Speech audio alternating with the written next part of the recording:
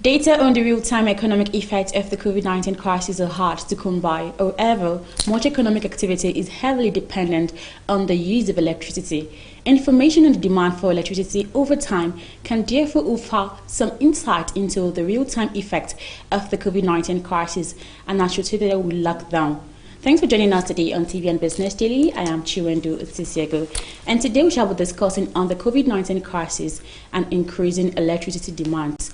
But before we go further into the discussion, let's look at the business stories making headlines.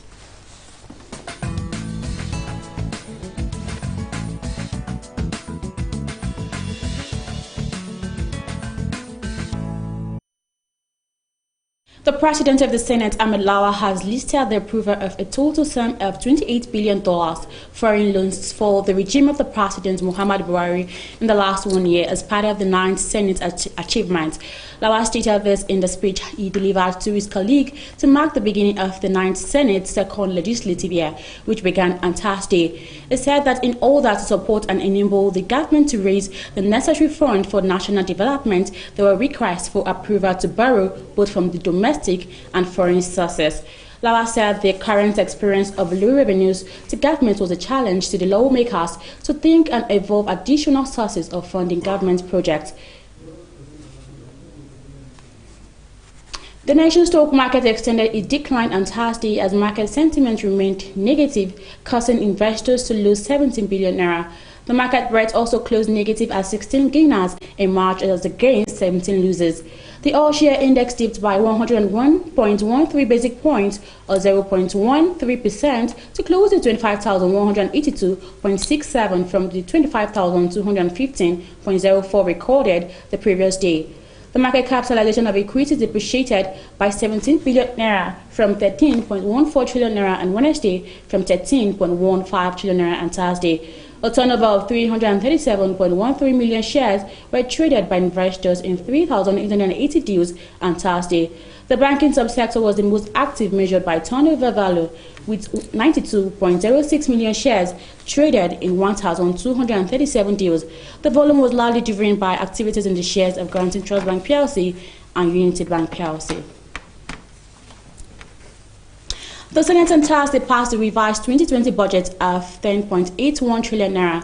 However, experts expressed doubt in the capacity of the government to raise funds and to implement the budget. The budget was passed at the Senate plenary shortly after the same exercise was carried out at the Committee of Supplies. The approval followed the consideration of the report of the Senator Baru Jibril-led Committee on Appropriation. The Senate, just like the House of Representatives, increased the budget size of 10.5 trillion naira presented to it by the executive by about 310 billion naira. However, the Senate will convey barely after 2 hours after the approval on Thursday to add 5 billion naira to the budget. The COVID-19 pandemic may lead to the loss of 13 million jobs in Nigeria, the World Food Programme of the United Nations declared on Wednesday.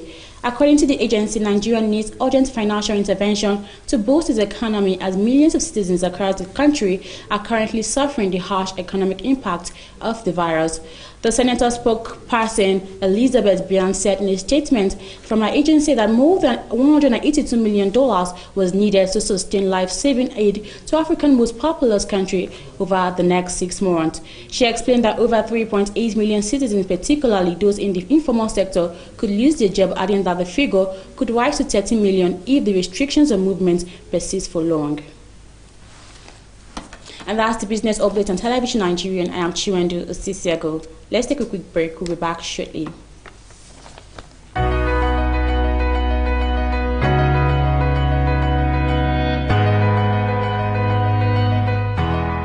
My name is John. I am John. My name is Kariba.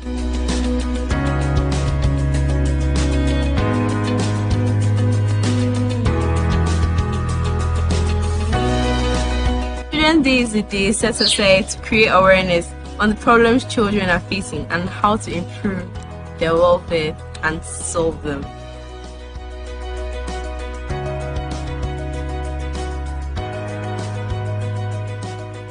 I stay healthy and boost my immune system by eating from different food groups like carbohydrates, proteins, and vegetables. Apart from eating healthy and junk food, I have gone through all the immunization processes from tuberculosis to yellow fever. The health centers are open for everyone who wants to access immunizations. And don't forget, vaccines save lives.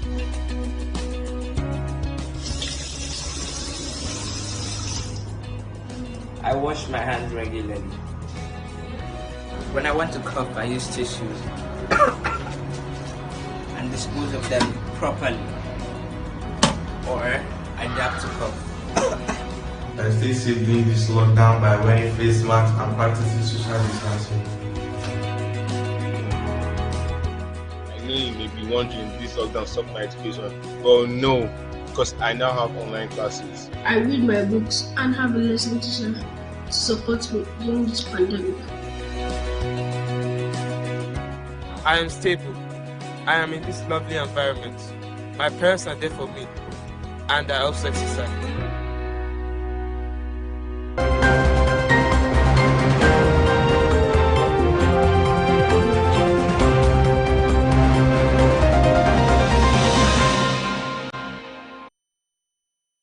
Thanks for staying with us, and in case you're just joining us, it's still TV and Business Daily. Like I stated earlier, we shall be discussing on COVID-19 crisis and meeting increasing electricity demand. I have with me in the studio engineer Osayodu Victor, the MDO2 Technology Nigerian Limited, and also a public affairs analyst. You're welcome to TV and Business. Yeah, thank you for having me. Okay, speaking on that topic, what's the correlation between the pandemic and the electricity supply in Nigeria? Okay. First of all, the pandemic, the COVID-19 pandemic was like a shock wave to the world, and it has brought a lot of crises, and it has actually affected the economic situation of every nation. Then the correlation between the pandemics and the electricity demand. We know that electricity forms an integral part in every national economy. So it is very, very important as an indicator. It's a high frequency indicator to actually analyze the impact of the COVID-19 in terms of the demand. So because of the spread of this COVID-19 pandemic, and for government to actually contain the spread, they put up a very stringent measure, as in lockdown, keeping people at home, closing down industries, commercial cities, and this actually leads to decline in the electricity demand of these sectors. And if you look at this, for instance, if a 1.3%, let's take this analysis, 1.3% decline in electricity would definitely have a corresponding effect of like 10 or 2.5% on the output, which is the economy. In that case, as that be said now, for instance, the electricity demand in this industrial area, maybe during production they were not producing, and the loads on the electricity actually declined, and because businesses were closed down, the demand in electricity was actually declined. So if we take the analysis, if actually we have the data, if you take the analysis to actually analyze the impact of the demand, of the electricity demand on the economy, we have to take some analysis before the pandemics and during the period of the lockdown. If you take between, I think the pandemic, the lockdown was around March. If you have to take the analysis of the electricity demand, maybe between January to February, you find out the demand in electricity, maybe in all these industrial area, commercial cities, they were actually very high. And that actually make the economy maybe somehow increase the activity of the economy at that particular period, that particular point in time.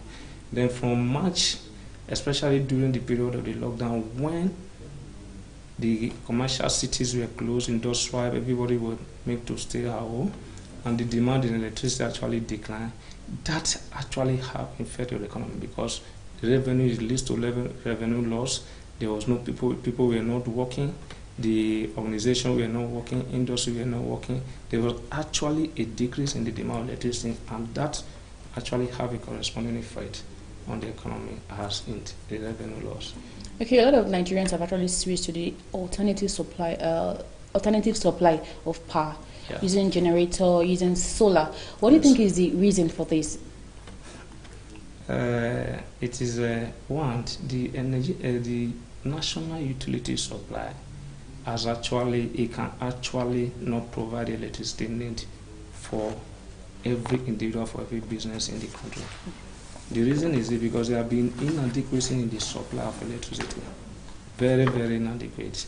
Because it is approximated that we are about 200 million people in the country. And the utility, the national grid, cannot even provide up to 60% or 70% of the electricity need of the people. Maybe for organization, for small and middle scale industries, So you see that dependence on the national grid definitely leads to a loss in revenue, and this make people to suffer for an alternative power. Maybe use a generator. A generator on his way also have his own effect, but some choose to renewable energies, which is solar, which comes with its own far benefit, because with that you are sure that one, the effect is it doesn't have any effect on you because due to pollution and all, and you are sure the availabilities of the power 24/7 because the source of the renewable energy, which is the sun for the solar, is free and is available for everyone. Oh, okay.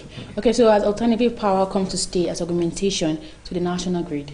Yeah, definitely it has come to stay as an augmentation to the national grid. Oh. There's no way the actually national grid can provide the electricity need of the people because there are some areas, for instance, if you go to some remote places, these places are actually very far from the national grid. In years to come, 10, 20 years, there's no way national grid can get to these areas. So as a result of that, the renewable energy can be a good alternative, augmentation to the national grid, at least to boost the economic growth of these areas. Okay. Maybe, for instance, we can provide solar home system or mini grid development on this area, and this can boost the economic growth of this area.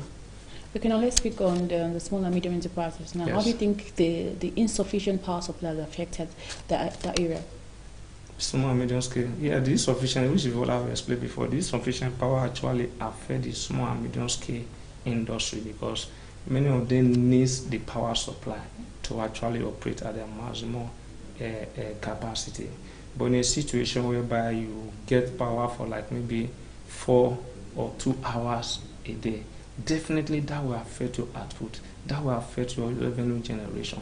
So you see why the renewable energy has actually come to stay, because power is never available.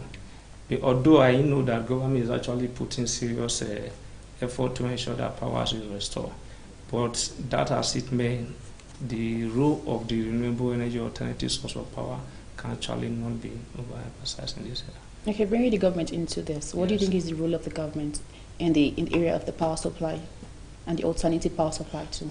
The government have a major role to play in the alternative power supply, despite whether it be private driven or not, because the government need to give the enabling environment for these sectors to actually flourish. For instance, maybe they can provide an incentive on the renewable alternative power investment, and also the right policy, fiscal policy or monetary policy, to ensure that this alternative power is actually sustainable. And it's also what another thing the government need to do.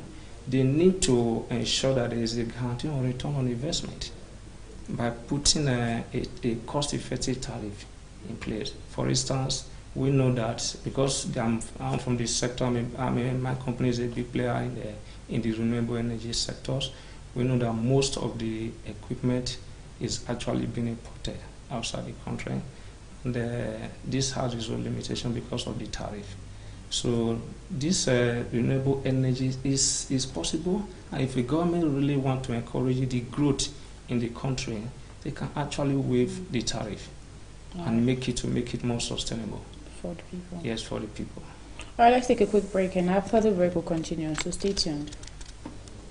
My name is Chiwendu Osisiago, presenter at Television Nigerian Business Daily. In a globalizing world, ours is to keep you engaged, informed, and educated on contemporary happenings in the business world. We therefore command a special audience of business-minded viewers who are eager to know more about business and your business. Why don't you take advantage of our special affordable offer to let the world know about your concepts, your goods, and of course, your services? You can call us on 080-3071-69 3059 or 070-3234-9054. You can also visit us at Television Nigerian in Guzapi, Abuja, and follow us on all our social media handles on Facebook, YouTube, and of course on Twitter at Television Nigerian. Your business is our concern.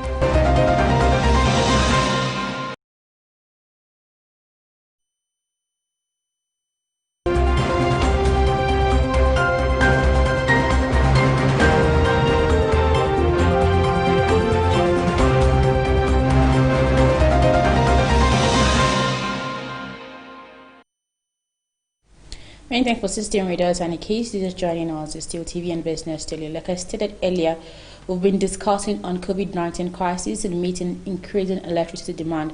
Of course, my guest has been discussing on that. He is the MD of O2 Technology Nigerian Limited and also a public affairs analyst, engineer Osanya D.